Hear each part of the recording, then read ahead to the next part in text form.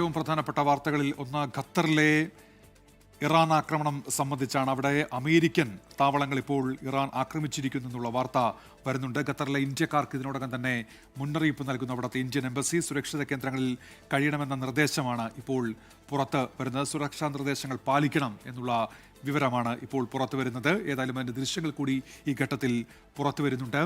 വലിയ സംഘർഷത്തിലേക്ക് കാര്യങ്ങൾ എത്തിയിരുന്നു ഇസ്രയേലും ഇറാനും തമ്മിൽ. അതിനിടയിലാണ് അമേരിക്ക ആ വിഷയത്തിൽ ഇടപെട്ടതും ഇറാനിലെ ആണവ കേന്ദ്രങ്ങൾ ആക്രമിച്ചതും. തൊട്ടുപിന്നാലെ അമേരിക്കൻ സൈനിക താവളങ്ങൾ ലക്ഷ്യമിട്ടുള്ള ഇറാന്റെ നീക്കം ആരംഭിച്ചതാണ്. ഇത്തരത്തിൽ സിറിയയിൽ അമേരിക്കൻ താവളം ഇറാന്റെ പിന്തുണയുള്ള സായുധ ഗ്രൂപ്പുകൾ ആക്രമിച്ചു എന്നുള്ള തരത്തിൽ റിപ്പോർട്ടുകൾ വന്നു. അതിന് തൊട്ടുപിന്നാലെയാണ് ഇപ്പോൾ ഖത്തറിലുള്ള അമേരിക്കൻ താവളം ലക്ഷ്യമിട്ട് ഇറാന്റെ ആക്രമണം വന്നിരിക്കുന്നത്.